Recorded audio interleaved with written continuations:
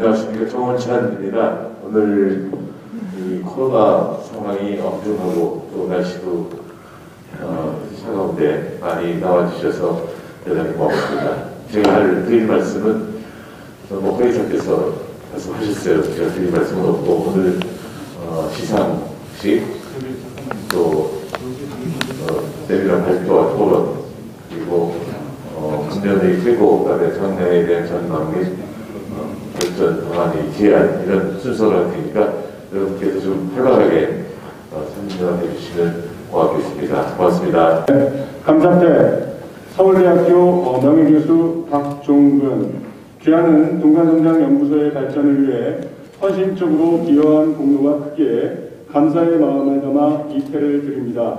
2021년 12월 16일 사단법인 동간성장연구소 이사장 정운찬 큰 박수 부탁드립니다.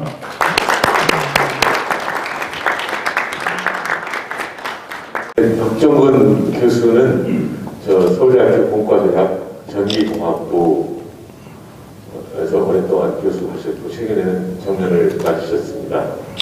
제가 성장할 때 연구처장으로 큰 일을 많이 하셨습니다. 그리고는 그것이 인연이 돼서 동간성장연구소 초창기부터 참여하셨는데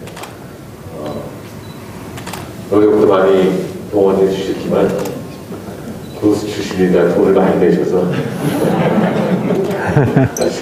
정말 고맙게 생각합니다. 박수 한번 더 쳐주시죠.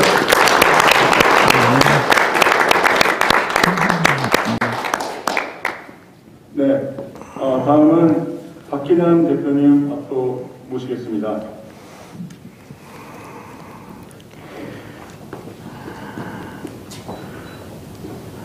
감사태 율곡출판사 대표 박기남 내용은 같습니다.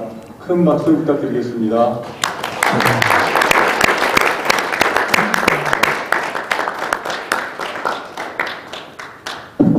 우리 박기남 사장님은 그 율곡출판사라고 하는 출판사를 경영하고 계십니다. 아마 1990년대 후반서부터 제가 쓴 책을 거의 다 출판해 주셨습니다. 거시경제론, 경제학원론, 그러고 있죠. 화폐와 금융시장 등 그런 책을 보내주셨는데, 제가 책도 아주 잘 만들어 주셨지만, 또 마케팅을 잘 하셔서, 제가 월급만 받아 살기 힘든데 생활에 커다란 도움을 주셨습니다. 뿐만 아니라, 박 사장님도 우리 연구소 시작 때부터 지금까지 아주 일관되게 많은 재정적 지원을 해주셨습니다. 우리 박 사장님께 고맙다는 박수 한번 보내주실까요?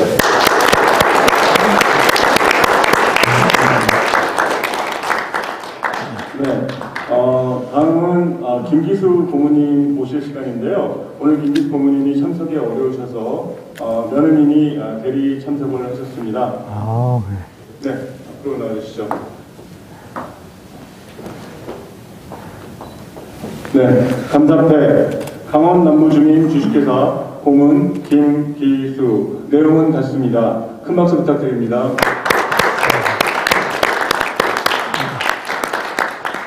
잠깐 계세요. 예. 그래도. 우리 김기수 강원 남부주민 주식회사의 고문이신, 맞죠? 고문이신 김기수 선생의 며느님입니다. 근데 보통 며느님이 아니고 제 조카입니다. 김기수 고문께서 저하고 사돈 관계인데 아주 오랫동안 역시 매달 지원을 해주셔서 우리 동간성장연구소가 더 큰 어려움을 겪지 않도록 해주셨습니다. 여러분 고맙다는 박수 한번 보내주시죠.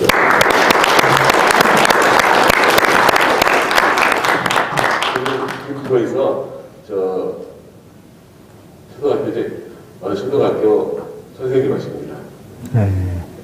네, 마지막으로 이재강 회장님 앞으로 모시겠습니다.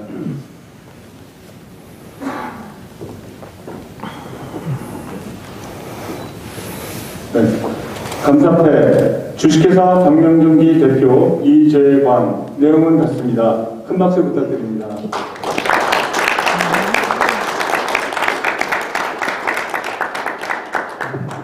이재광 대표님은 제가 2011년 동반성장위원회에서 처음 만났습니다. 그 동반성장위원회는 대기업에서 9명, 중소기업 또는 중견기업에서 9명, 공익 단체로 6명에서 28명이고 제가 위원장에서 25명 위원회에 있었는데 당시 중소기업의 이익을 많이 제가 대변하도록 기초 자료를 주셨습니다. 제가 그 회사 광명전기 안산이죠.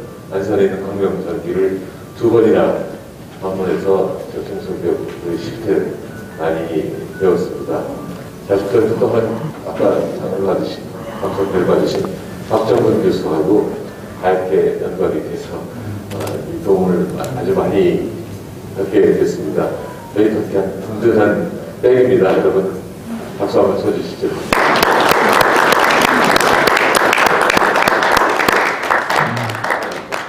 네, 잠깐 네 분 나오셔서 예. 또 한 분이 계십니다. 여러분 혹시 바인그룹이라고 하는 아마 교육 컨설팅 회사라고 보면 틀림이 없을 것 같은데 바인그룹 회장인 김영철 선생님이 계신데 그분 오셨어요? 오셨네. 바인그룹 상관이세요? 대리청사. 오세요. 바인그룹의 김영철 회장님이 저희한테 아주 큰 기부를 한번 해주시고 계속 관심을 보여주십니다. 아까 아침에 오늘 오신 분 컨펌을 받으려고 전화를 드렸더니 주변에 확진자가 생겨서 여러분들한테 피해를 줄지 모른다고 생각하시겠다고 그래서 그러면 어떡합니까 했더니 사모님을 보내신다고 해서 대신 나오셨습니다. 대신 한번 하시죠. 감사합니다. 예, 바인그룹 사회보험팀 담당하고 있는 서윤열 이사입니다. 예, 반갑습니다. 네, 김영철 회장님은 국가유도 선수예요. 그런데 비즈니스에 들어가셔서 대성공을 거두셔서 아주 모양이 좋대요. 최근에 야구 선수였던 박노준 씨가 거기가 안양대학인가? 안양대학 총장 되시지 않았습니까? 맞죠? 안양대학교 총장 되셨는데 박노준 선수가 안양대학교 총장 되시고 김영철 선수가 이 바인그룹 회장 되시고 그래서 좀 모습이 굉장히 좋은데 통이 크세요. 딱 한 번 크게 걸으셨어요. 고맙습니다. 네. 네. 감사패 바인그룹 회장 김영철. 내용은 같습니다. 큰 박수 부탁드립니다. 그럼 5분 다 한번 나오셔서요. 단체 회장 다 같이 사진, 예. 네. 보시죠. 나오시죠.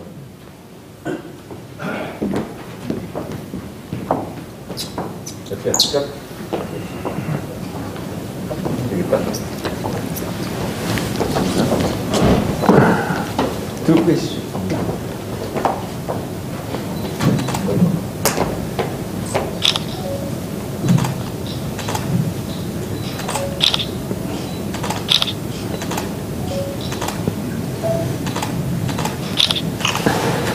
감사합니다. 고맙습니다. 고맙습니다. 오늘 저 세미나 발표는 하남문화재단 대표이신 허강석 선생님께서 해주시겠습니다. 여러분 제가 어릴 때 자랑 하나 해도 되죠? 예. 제가 서울대학 다닐 때 제가 아는 사람들이 저한테 최대 칭찬이 뭐였냐면은 야, 쟤 서울대학 다닌다는데 서울대학 나온 거 안 같아. 무슨 뜻인지 아시죠? 아마 덜 이기적이고 또 남에 대한 배려를 덜 하지 않았다. 그래서 네? 다시 하겠습니다.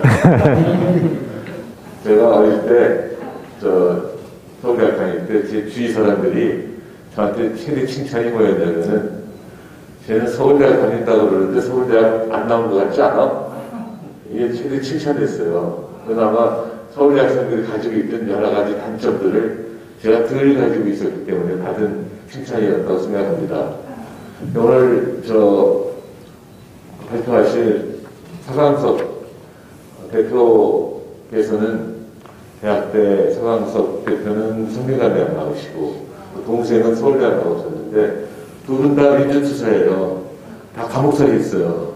적어도 수년 살 걸 갖다가 1987년 그 민주화 발언으로 해서 1년 조금 못 살고 나오셨는데 저는 이 서강석 대표가 무슨 민주화 투쟁 이런 거는 전혀 관계없는 사람으로 알았어요. 다시 말해서 야 서강석도 민주화 투쟁했어? 이렇게 얘기할 정도니까 칭찬할 만하죠. 정치적인 얘기는 절대 아닙니다만 요새 정치하는 사람들 보면은 지들이 무슨 민주화 투쟁했다고 민주투사라고 막 자랑하고 그러는데 실제 보는 거는 별로 민주적이 아닌가 안타까운데 우리 서강석 대표는 감옥까지 살고 오셨지만 아주 민주적이시고 또 자기가 그런 민주화운동 했다는 걸 한 번도 얘기를 안 하십니다. 그래서 워낙 훌륭한 분인데 더욱더 훌륭한 분이라고 생각합니다. 오늘 문화에서의 동반 성장에 대해서 말씀하실 때 경청하시고 질문도 그래서 좀 낯설게 좀 하세요. 네, 마이크를 넘기겠습니다.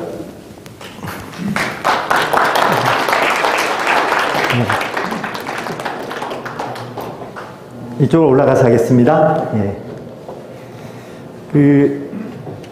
방금 소개받은 서강석입니다. 참고로 제가 민주화 운동 한 것은 대회비입니다. 지켜주시기 바랍니다. 저는 사실 제가 대단히 영광스러운 자리입니다, 이 자리가. 저 서울대 2번 떨어졌거든요. 2번 떨어지고 서울대에서 제가 오늘 강의를 처음 합니다. 그것도 서울대 교수회관에서요. 이럴 때는 박수 한번 치시는 겁니다. 감사합니다. 제가 오늘 주제로 코로나를 이기고 문화로서 이기자 이 주제로 제가 오늘 주제를 잡았습니다. 왜냐면요, 우리는 코로나를 함께 위도해야 할 사항이 아니라고 봅니다. 코로나가 사람들한테 좋은 바이러스가 아니잖아요. 그런 코로나를 왜 우리가 같이 살아야 합니까? 코로나는 퇴출시키고 이겨내고 극복해내는 것이 코로나고 그것을 단지 2가지의 영역이 있다고 생각해요. 사람에 따라 좀 다를 수 있는데요. 일단 신체의 방역과 백신을 막기 위해서는 저희가 3차 부스터샷까지 하잖아요, 지금요. 저도 이번 주 토요일 날 예약되어 있는데요. 3차까지 하는 이런 실제 신체적인 방역 백신이 필요하고요. 이건 이제 의학적인 거죠. 그거 외에 많은 방역 백신이 필요합니다. 예를 들면 교회 다니신 분들은 윈 코로나 위드 지저스 이렇게 하시는 분도 계십니다. 저는 문화예술계에 종사한 사람으로서 마음의 방역을 문화로 하자 이렇게 주장하고 싶어서 오늘 이 주제를 가지고 여러분하고 앞에 섰습니다. 그러면 순서는 지금 현재 문화예술계가 어떻게 되는지 여러분 코로나 실태를 잠깐 들춰보고요. 구체적으로 어떻게 활동하고 있는지 문화예술계에서요. 그 사례를 보고 가장 중요한 것은 현재 대안이 있어야 하지 않습니까? 저는 아까 정 총장님께서 말씀하실 때 정 총장님은 가장 중요한 사회의 작동 원리입니다. 동반성장이. 그 작동 원리를 이 사회에 펼치고 확산시키고 실현시키는 게 중요하지 않습니까? 그래서 이걸 실천적 대안으로 과연 이걸 어떻게 실현시킬 건가 이런 순서로 말씀드리도록 하겠습니다. 먼저 문화예술계 코로나 실태에 앞서서요. 이렇게 되게 못생긴 코피가 있는데요. 이게 지난주 통계입니다. 전 세계 누적이 2억 6,500만 명입니다. 확진자가요. 전 세계가요. 그리고 그중에 가장 많이 차지하고 있는 게 미국이죠. 우리나라가 지금 이번 주만 해서 6,700명 정도 됐습니다. 이번 주 주간 통계가요. 지금 7,000명이 어제는 7,000명 최고 기록 갱신을 했지 않습니까? 우리나라도 급속하게 하는데요. 여기는 사실은 내막이 있습니다. 보건복지부는 강력하게 이걸 좀 위드 코로나 아직 안 된다 이렇게 했는데요. 정무적 판단, 경제적인 판단, 요것 때문에 밀어붙이는 그쪽이 더 세거든요, 원래요. 아시죠? 예, 부서 중에 제일 센 데가 아시잖아요. 다 어딘지. 그렇기 때문에 불가피하게 지금 하는 측면이 있고요. 또 백신을 너무 믿었던 측면도 있다고 하는 것은 실제 거기 전문가한테 들은 이야기입니다. 다행스러운 건 한국이 여기 그 선진국으로 소위 분리되는 미국, 영국, 프랑스, 독일을 보면요. 예, 사망자가 10만 명당 사망자가 부끄러운 수치입니다. 미국은 236명이나 되잖아요. 영국, 프랑스, 독일 다 100명 넘습니다.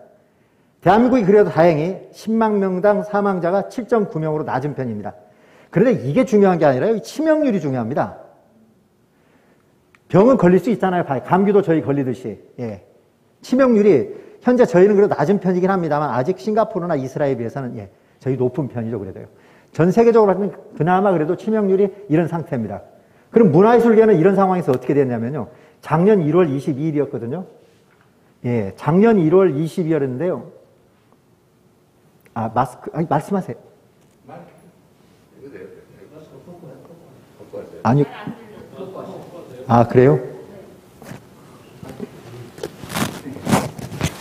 그럼 방역법에 상관없나요?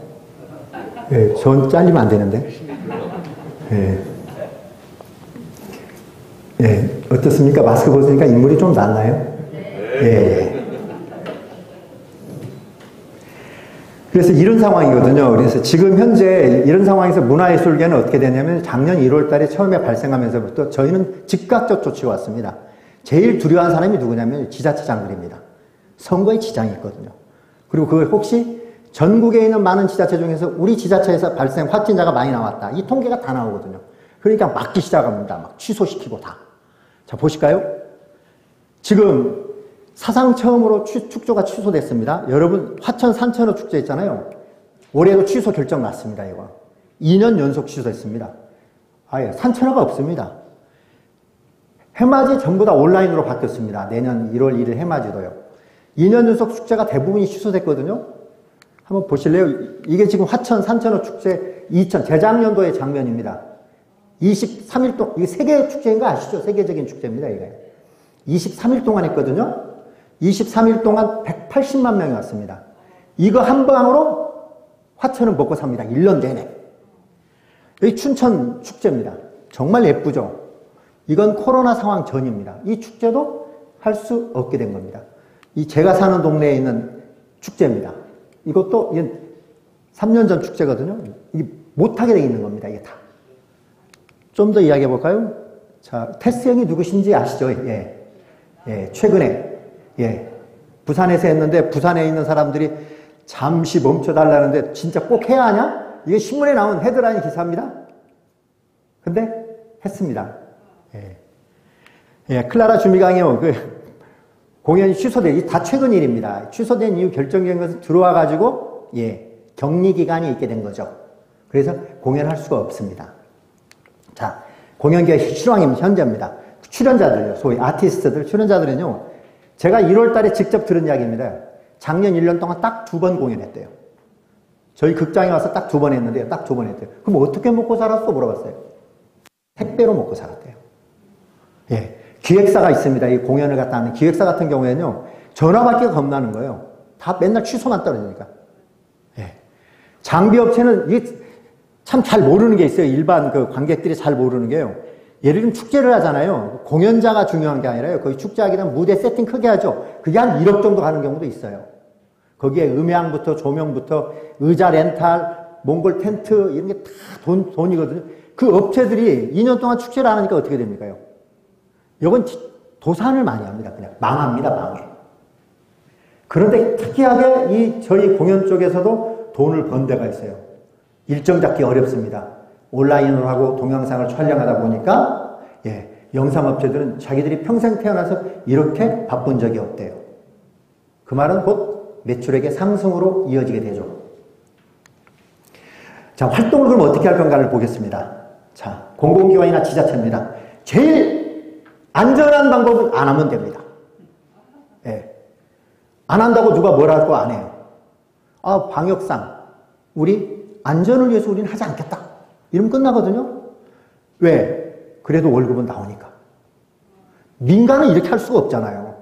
안 하면 곧 그래서 이런 말도 나왔지 않습니까? 코로나 때문에 죽는 게 아니라 굶어서 죽겠다. 매출이 안 올라가니까요. 정부 측은 또 코로나 대응하기 바쁘기 때문에 무슨 문화공연이냐 이렇게 이야기합니다. 지금부터 이러한 상황에서 문화예술계가 어떻게 그런 적극적으로 한 사례를 몇 가지 들겠습니다. 저는 혹시 마음에 드신지 모르겠습니다.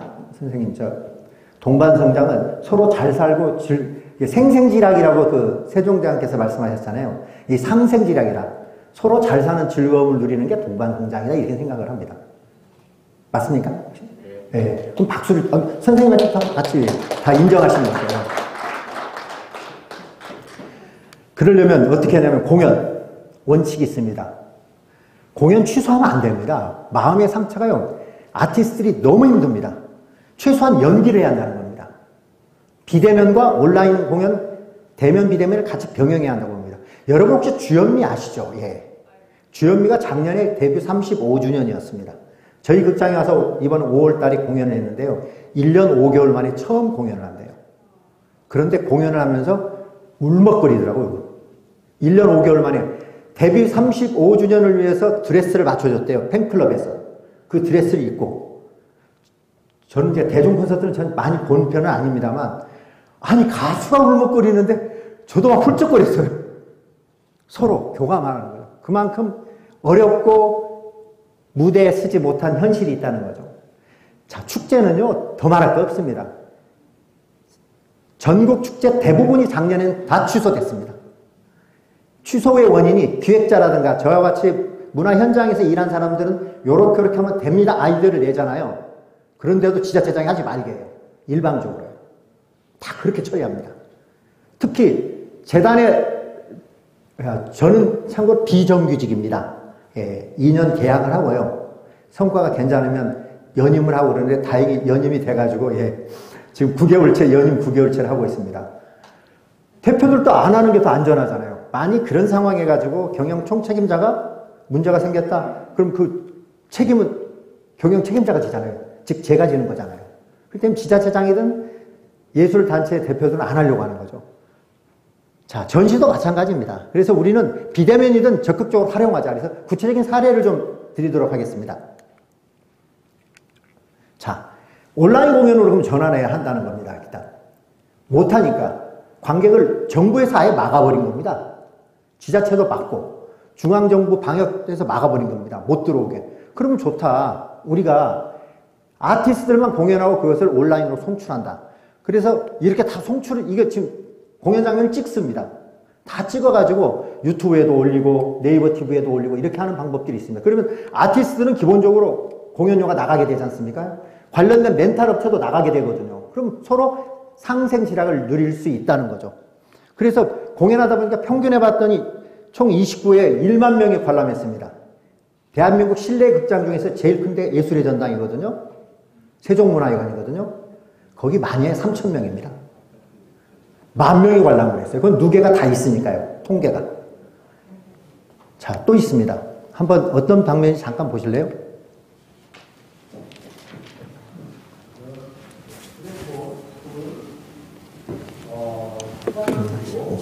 시계 좀 보게. 카운터로 좀 해줘요.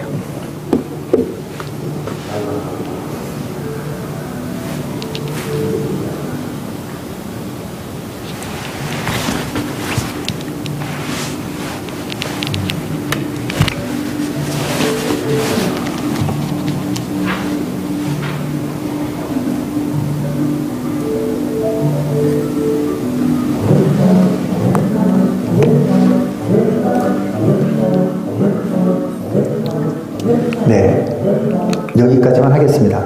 예, 오늘 공연 보러 오신 게 아니기 때문에 온라인으로 한 겁니다. 아시죠? 할인. 네, 여행 컨셉으로 잡았습니다. 아프리카 음악. 그렇잖아요. 지금 세계를 못 나가니까 아프리카, 유럽 이렇게 해서 해당된 주제별로 하는 거죠. 그러면 축제를 못 합니다. 전국 축제가 98%가 취소됐습니다. 그럼 어떻게 하냐면 온라인으로 하면 됩니다. 일단. 그래서 이 아이한테 이 체험팩을, 이가 5만 원 정도 상당의 안에 체험 물품이 들어있습니다. 이걸 가지고 집에서 그러면 이 관련된 안에 있는 물품한 지역 업체들은 다 먹고 사는데 도움이 되지 않습니까? 그럼 집에 가지고 3천 가구가 봤어요. 이걸 3천 가구가. 그럼 3천 가구면 10,000명입니다. 대략. 10,000명이 집에서 안전하게 축제를 즐기는 방법도 있다는 겁니다. 그리고 올해 같은 경우는 특히 1,000명이 이성산성 쌓기를 하고 뭐 100명이 뭘 체험을 하고 그때그때마다 공연 오프라인에 살 때마다 하고 그렇게 되면 축제를 하게 되면 해당된 지역 경제가 달라지거든요. 참고로 여러분 아까 화천어 축제도 예를 들었죠. 부유하고 공주에서는 백제 문화재 같은 경우는 60억, 80억씩 투자해가지고요. 1년에 소위 지역경제 창출효과가 180억, 150억 이렇게 나옵니다.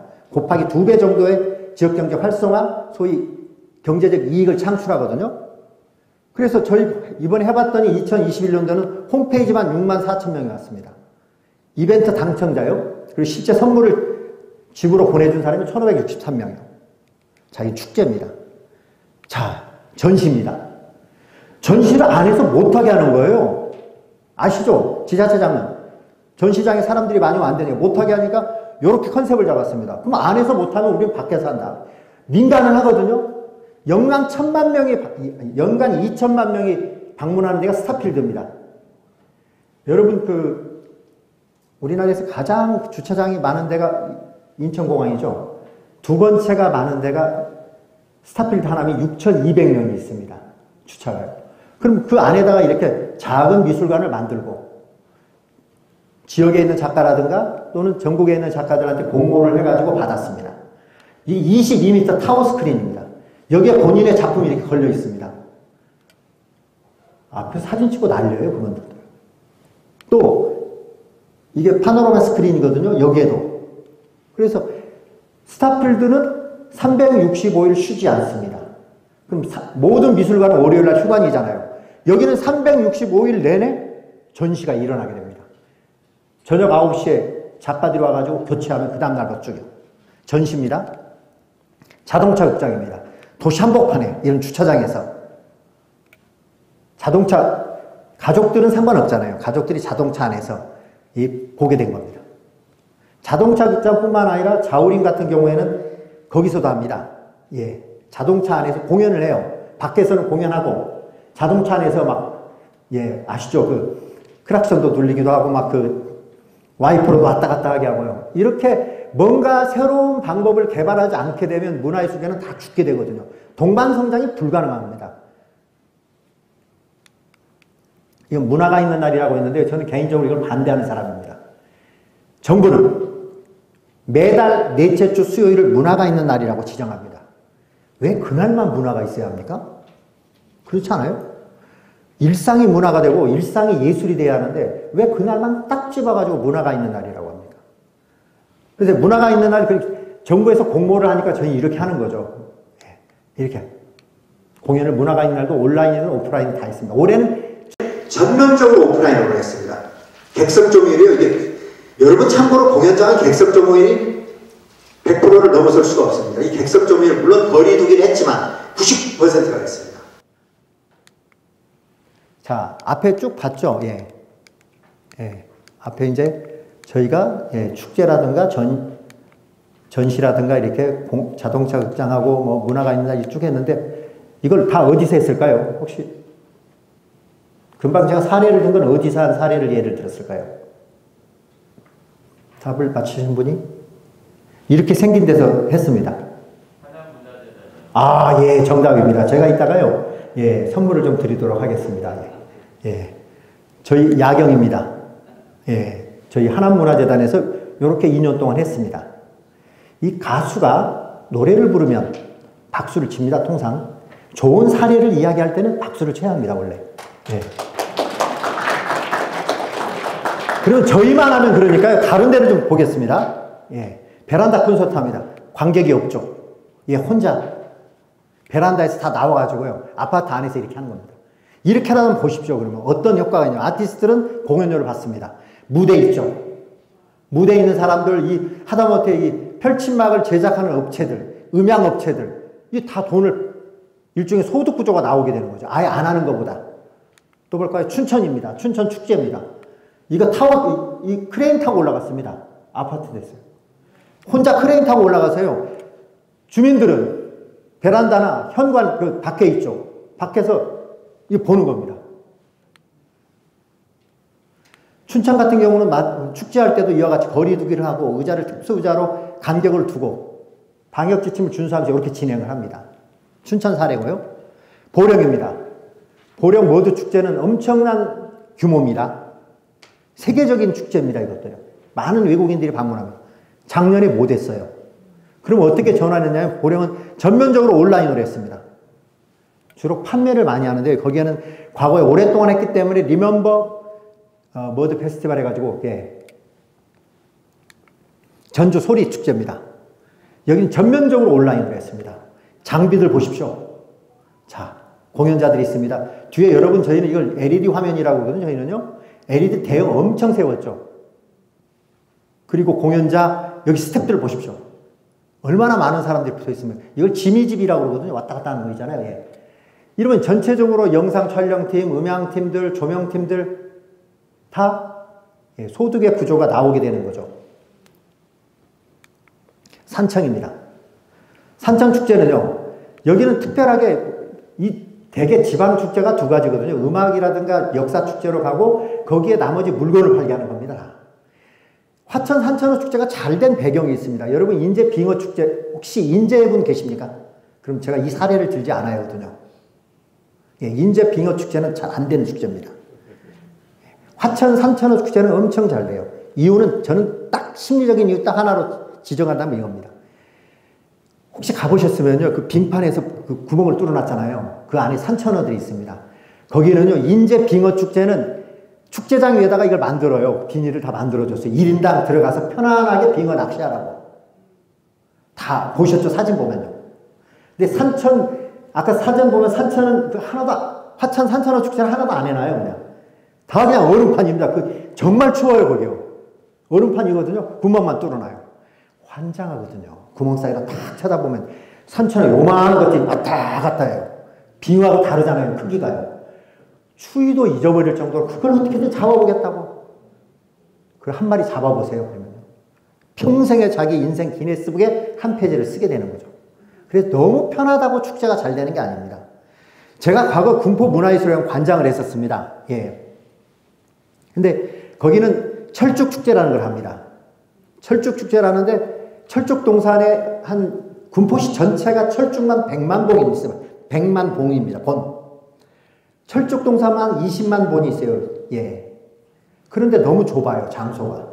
그래서 앞에 6차선 도로가 있습니다. 야왕보. 거기 3번 IC 들어가는 메인 도로입니다. 저 그거 막아버렸습니다. IC를 들어가는 메인 도로를 막아요. 안산에서부터 쭉 3번 IC를 들어요. 그 축제 성공했거든요. 성공한 가장 큰 이유가 뭐냐면요. 저는 평생 먹어야 할 욕을 그 축제 한 방에 다 먹어버렸습니다. 그걸 막았더니요. 거기 다 써져 있습니다. 안전관리 책임자, 서강석하고 핸드폰 번호를 써놔요. 와, 제가 그렇게 인기가 좋은지 몰랐습니다. 그때. 당신이 무슨 권한으로 거기를 막는다는 둥, 우리가 지금 이 택배가 늦어지게 되면, 배달이 늦어지게 되면 생산 차질이 있는다는 둥, 요렇게 하는 분들은 점잖은 분입니다. 저는 우리나라가 그렇게 욕이 다양하게 있는지 처음 알았습니다. 미국은 욕이 몇 개 안 된다고 그러더라고요. 기껏해야. 일본도 몇 개 안 된대요. 중국도 몇 개 안 된대요.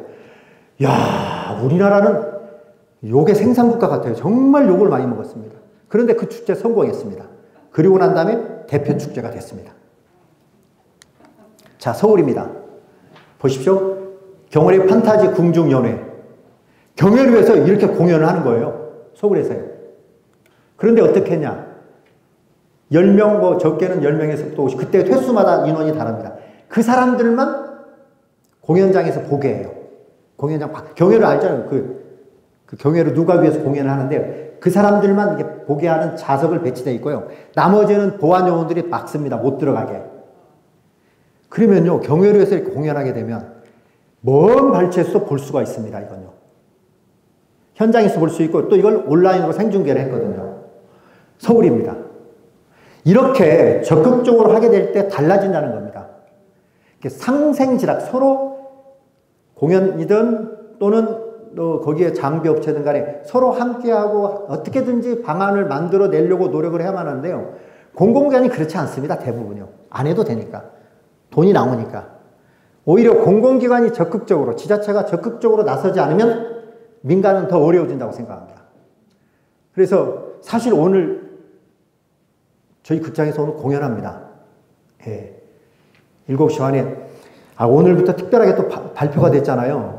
뭐 18일부터 된다니까요. 오늘 뭐 전석이 아마 매진돼서 공연할 텐데요. 제목이 당신은 영웅입니다. 예. 그 의료 봉사자들, 경찰서, 소방관들을 초빙해서 2년 동안 당신들 정말 고생했습니다. 그러면 저희 공연료가 비밀 보장이 돼야 하는데, 예, 공연료가 수천만 원입니다. 이렇게 하겠습니다. 그럼 공연료 수천만 원에 아티스트들, 기획사들 다 먹고 사는데 도움이 되잖아요. 그 돈 저는 도시공사에서 기부받았습니다. 수천만 원. 그래서 그렇게 하게 되면 나온 사람이 누구냐면 태진아. 혹시 모르세요? 아시는군요. 예. 변진섭. 예, 마야. 진달래꽃의 마야. 예. 그리고 호준호도 나오는데요. 호준호가 옛날에 뮤지컬을 좀 했거든요. 그리고 또 하나 누구? 박상민이가, 예. 이렇게 해서 5명이 나오는 일이 메인 공연 하는데요. 이렇게 적극적으로 이렇게 해야만 우리는 또 예산이라는 게 있잖아요. 물론 뭐, 풍족하거나 이러진 않은데요. 이렇게 해야만 된다고 생각을 합니다. 자, 아까 총장님께서 저를 너무 과하게 칭찬하셔가지고 제가 그 칭찬에 보답하고자 오늘 이걸 하나 갖고 왔습니다. 아트톡을 합니다. 예. 이건 제가 개인적으로 하는 겁니다. 예. 이게 어제 거거든요. 민경과 화백을 씁니다. 예. 그분의 핵심은 한국화의 현대화를 주도했다. 자연의 그 길을 물었고 자연으로 돌아갔다. 그래서 민경과 화백의 그림 9점을 올려줍니다. 그 밑에 보면요. 오페라 세비야의 이발사, 흔히 세비야의 이발사라고들 하잖아요. 예. 거기에 예, 나는 마을의 만능 일꾼이라고 하는 내용을 간단하게 써주고 우리나라에서 최초로요. 올해 카디프 콩쿠르에서 우승했습니다. 바리톤 김기훈이. 여러분 쇼팽 콩쿠르에서 조성진이 우승했었죠. 이게 사람들은 잘 모릅니다. 이 문화예술계를 잘 모르는 분들은요. 쇼팽 콩쿠르는 다른 데하고 다릅니다. 조성진이 우승한 것은요. 어마어마한 일입니다. 올림픽 금메달은 게임이 안 됩니다. 일단은 쇼팽 콩쿠르는 5년에 한 번밖에 안 해요. 딱 한 번 합니다. 5년에 한 번. 그런데 쇼팽 콩쿠르는 피아노밖에 안 해요. 다른 차이코프스키 콩쿠르 같은 경우는 다른 게 있거든요. 다른 악기도 있고 어떤 데는 성악도 있고 그래요. 그런데 여기는 쇼팽은 피아노밖에 그것도 5년에 전 세계에서 거기는 또 자존심이 있어가지고요. 올림픽은 금메달 없는 게 없잖아요. 탈락하면 다 보니까 금메달 나중에 주잖아요. 올림픽은 다 그런 금메달이 다 나오잖아요. 종목별로. 쇼팽 콩쿠르는요. 1등이 안 나올 때가 있어요. 1등 해당자 없음. 3등, 2등 이렇게도 주기도 합니다. 그게 조성진이가 작년에 거의 5년마다 하기 때문에 계산하기 편합니다. 2020년도입니다. 정확하게. 그 다음에 2025년도 해야겠죠. 1등하면 어마어마한 겁니다. 카디프 콩쿠르 바리톤 김기훈도 우승한 게 우리나라로서는 처음 있는 일입니다. 이게 카디프에서요. 이때는요. 얼마나 감동적이었는지 심사위원들이 울었어요. 감동의 눈물을 흘렸어요. 얼마나 잘했길래. 그러면 그걸 여기다가 같이 이 밑에 연결됩니다. 유튜브 연결하고 김기훈이가 노래를 갖다가 이 세비야의 이 노래를 갖다가 이렇게 연결해서 들을 수 있게끔 하고 위에 5분 39초라고 해놓습니다. 시간 급한 사람들은 5분 39초를 내려면 이걸 들으시고 이렇게 해서 제가 보낸 게 어제까지 보낸 게 306번째를 보냈습니다. 일부러 한 겁니다. 이거는. 근데 평일날만 보내거든요. 제일 싫어하는 게 토요일, 일요일날 밤늦게 누가 카톡 보내는 거 싫어하잖아요. 평일날 10시부터 오후 5시 사이에요. 그리고 이 사진을, 이걸 클릭을 딱 하면 이렇게 이 사진을 그림을 감상할 수 있습니다.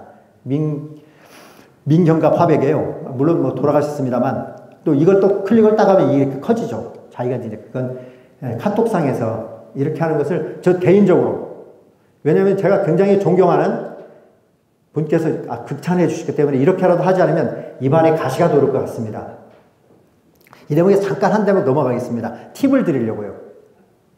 공연마다 위치가 다릅니다. 보는 게요. 참고로요, 예술의 전당에서 피아노 공연을 보시려면요, 오픈한 날 빨리 예약을 할 때 C열 5번을 예약을 하십시오. 예당의 피아노 공연 C열 5번 하는 순간 손여름 같은 친구 공연하잖아요. 그냥 아주 현란합니다. 손동작이. 그걸 손동작을 다 보면서 해요. 위치를 보면서. 대중 콘서트는 가능하면 앞쪽으로 가는 게 좋고, 예, 바이올린이나 이런 것들은 중간에 앞부분 중간이 좋고, 대형 뮤지컬 같은 게 있잖아요. 그거 너무 앞이면 전체를 못 보니까 약간 중간 정도가 다 좋고, 중간 약간 뒤가 더 좋고, 이게 공연마다 다 다릅니다만, 참고로 예술의 전당 그 피아노는 C열 5번이 가장 좋습니다. 그래서 혹시 저는 그 동방선장 연구소랑 계속 동반할 것 같아요. 필요하시면 아트톡도 제가 초대해드리고, 예, 필요하시면 제가 정보를 드리고, 예, 하겠습니다. 그래서 이 대목에서 하나 요즘 나오는, 혹시 삼총사라고 아십니까? 네. 삼총인은 아세요? 삼총인. 오늘은 삼총인과 함께하는 시간들입니다, 여러분들이. 예. 삼총사는 뭐 소설에 나왔죠. 삼총인은 대한민국에서 삼총을 해보신 분이 한 분밖에 안 계신 걸로 아는데 혹시 아세요? 예, 예. 일단, 예, 총장 하시잖아요. 총리 하셨잖아요. 그 다음에 총재 하셨죠. 그리고 가장 중요한 것은 어떤 사람들은 항상 어떤 일을 할 때 조금 하다가 그냥 두는 사람이 많은데요. 지금 동방성장 연구소도 벌써 이제 17년 되는, 오랜 시간 동안 이렇게 하시는 지속성과 확장성을 갖고 계신 우리 총장, 총재, 총리까지 하신 우리 정은찬 삼총인한테 우리 크게 박수 한번 쳐드릴까요? 예, 감사합니다. 이런 말이 있습니다. 서울대 총장은 옛날로 따지면 대제학이라고 합니다. 예. 1대제학 불여 2정승이라고 합니다. 한 사람의 대제학은 2명의 정승과 같지 않다. 대제학을 더 높게 평가하는 거죠.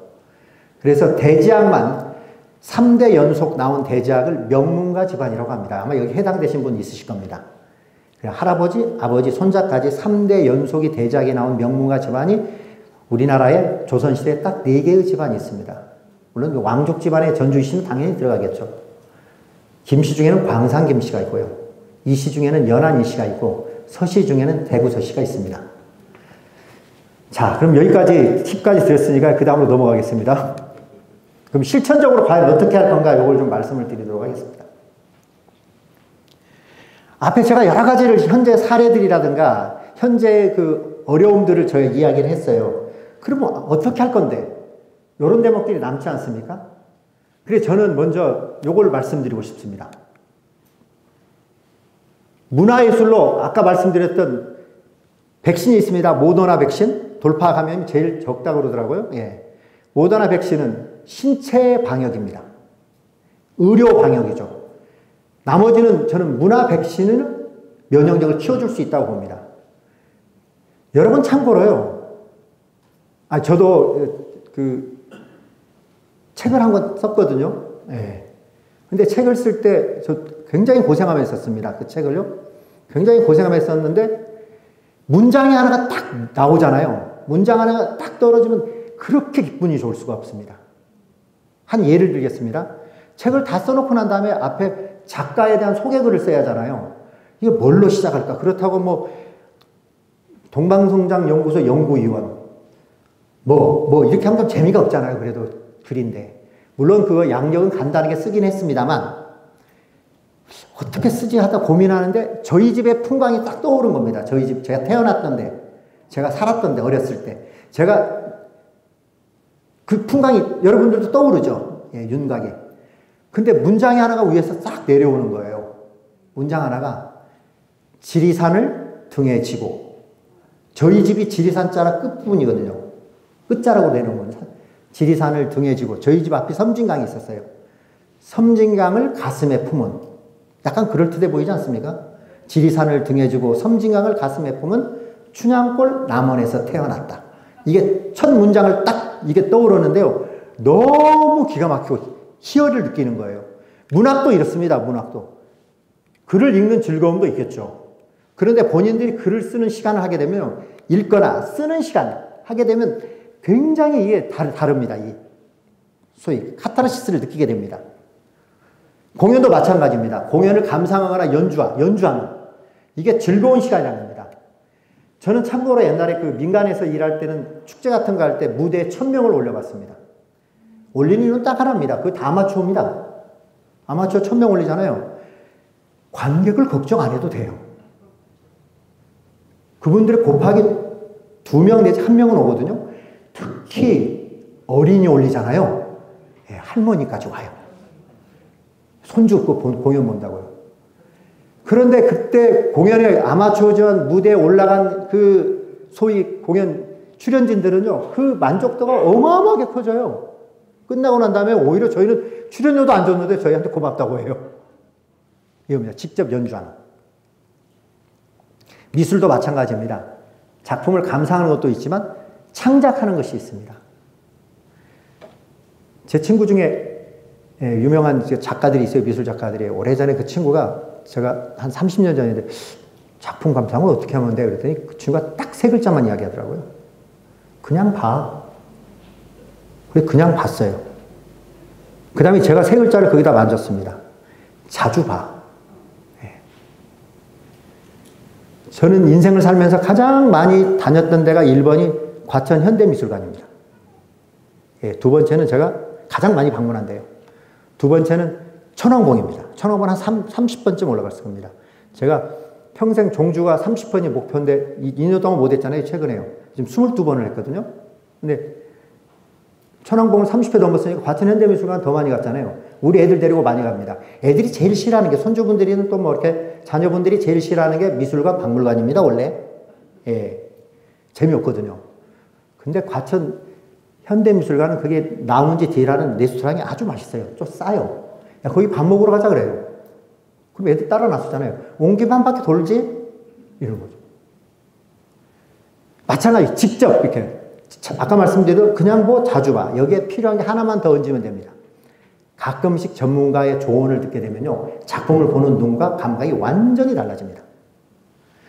마지막으로 문화예술은 그래서요, 이 결론입니다. 현재는 대부분이 소비자에 그치고 있습니다. 글을 읽고 공연을 감상하고 작품을 감상하는 정도에 그치고 있는데요, 이게 생산자로 전환되는 순간 면역력은 굉장히 높아지고요. 이런 경우가 있습니다. 제가 사실은 그 명량이라는 책을 썼을 때 전투 장면이 있습니다. 전투 장면이 10포인트로 A4 8매예요. 명량 전투 장면이요. 그건 반나절만 했었어요. 위에서 내려오더라고요. 막 내려오는 거예요. 막. 근데 쓰기 바빠요.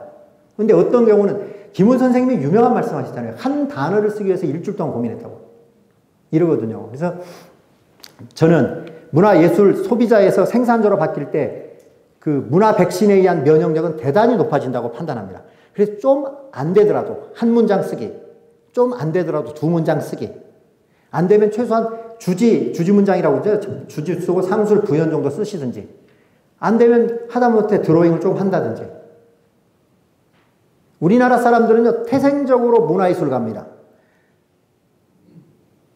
홍세아 씨라고 있습니다. 예.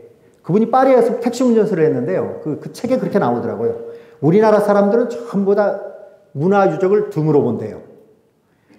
좋은 예술품 앞에서 다 등만 본대요. 뒤를 배경으로 사진을 찍어야 하니까요. 그래서 등으로 다 문화예술을 본다는 제목이 있었고요. 2번째는 뭐냐면, 한국에 있을 때는 자기가 그렇게 음치였다고 하는데 거기서는 어마어마하게 노래를 잘 부르는 사람으로 알대요. 우리나라가 기가 막힙니다. 전 세계에서 노래방이 가장 많은 나라가 우리나라입니다. 그래서 소위 말해서 그 성악가가 아마 아까 가디프에서 김기훈이라든가 조수미도 전 세계적인 성악가가 되는 게 우리나라 사람들이 기본적으로 소리, 문화예술에 대한 기본적인 있다고 판단합니다. 예. 일단 결론이 이겁니다. 첫 번째가. 2번째는요,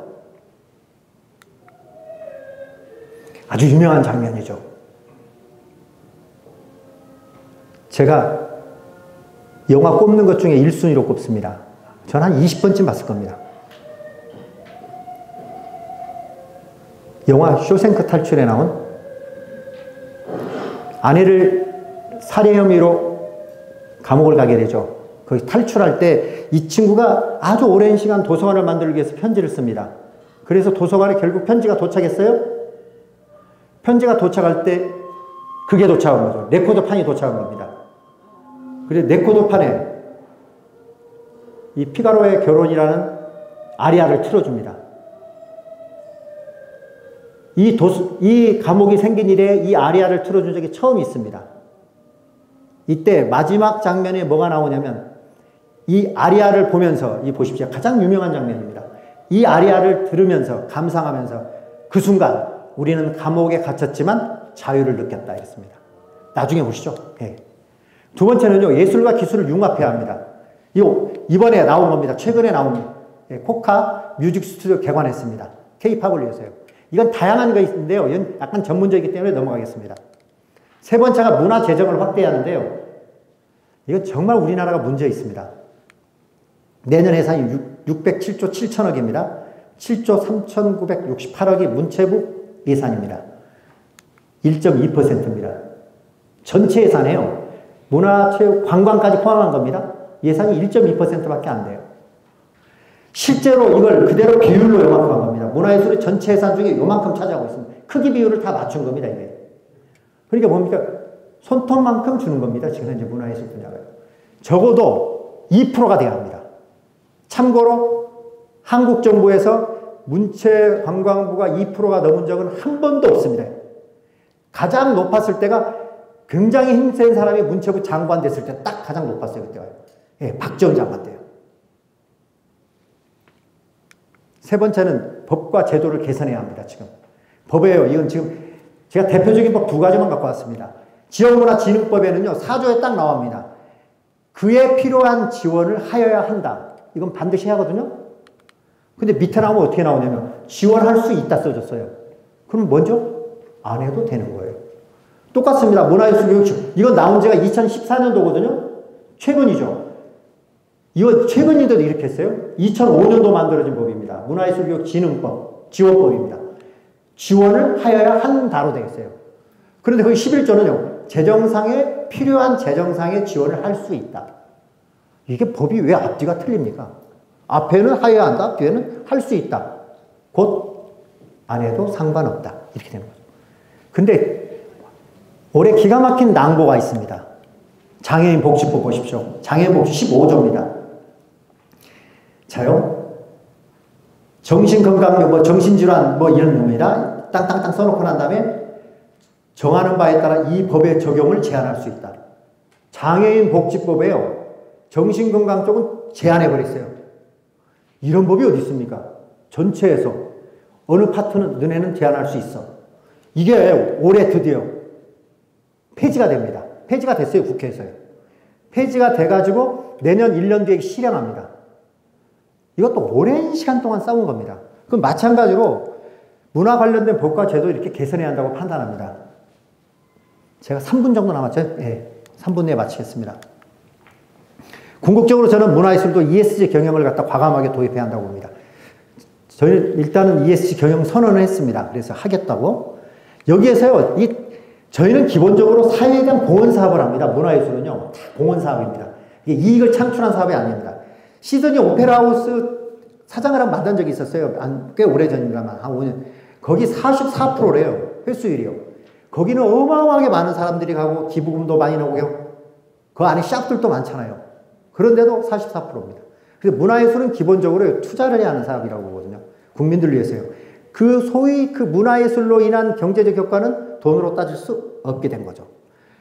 자, 사회 사업을 합니다. 이 환경이 문화예술도 환경으로 가야 합니다. 저는 지금 표 나오는 거 있잖아요. 모바일 티켓으로 다 바꿔야 한다고 봅니다. 왜 종이 씁니까?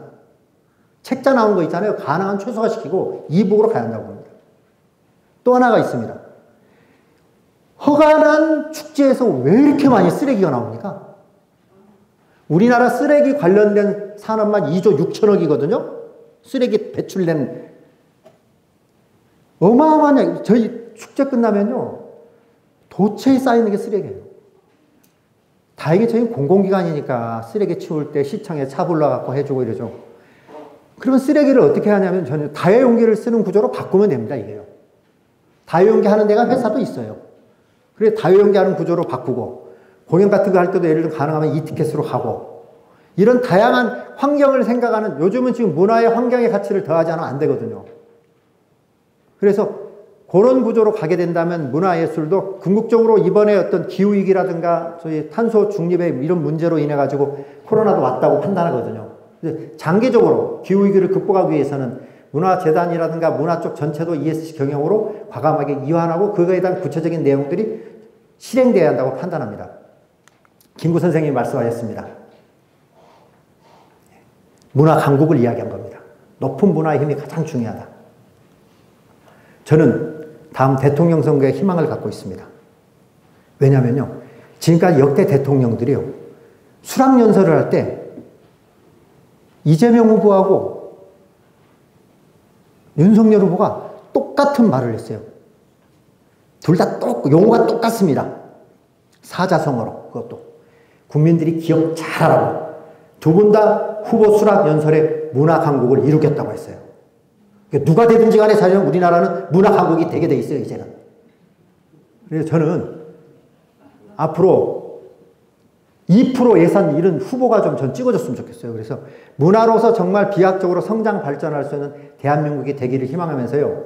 마지막으로 제가 서두에 그 말씀을 드렸는데 서울대를 2번이나 떨어진 서강석이 그것도 서울대 교수에 관해서 여러분 눈물의 낙성됐기를 아십니까? 저는 대공연장 여기 대운동장에서요. 친구들이 제가 좀 약간 고등학교를 좋은 데 나와가지고요. 물론 뭐 경기고등학교 같지는 않습니다. 아시죠? 경기고등학교에서 제일 들어가기 힘든 대학교가 어딘지 아세요? 고려대입니다. 연대고요. 각 반에 한두 명밖에 없고 나머지 다 서울대였어요, 그때요. 그래서 경기고에서 들어가기 제일 힘든 대학교가 고려대였습니다, 당시에. 근데 저는 재수할 때 여기 앞에 녹두집도 있고 그래서 친구들이 많아가지고요. 막 직접 현장에서 나의 번호를 현장에서 합격을 확인하고 싶다. 친구들이 막 내려오는데 야, 좀 이따 봐. 녹두집에서 보자. 그러고 막 올라왔어요. 운동장이 그때 얼마나 추워요. 운동장 쫙 있는데 아무리 봐도 제가 수험 번호가 3340번이거든요. 이런 번호가 별로 안 좋대요. 딱 떨어지는 게. 아무리 봐도 없어요. 그래서 아니다. 이거 다시 한번 보자. 또 봐도 없어요. 제가 정문으로 못 나갔습니다. 저 기숙사 쪽으로 해가지고요. 낙성대까지 정말 터벅터벅 걸어가는데 그런 2번 떨어진 서울대에서 제가 그것도 교수에 관해서 이런 영광스러운 동방상장포로 발표를 하게 된 거에 대해서 마지막 5글자로 마무리하고 끝내겠습니다. 감사합니다.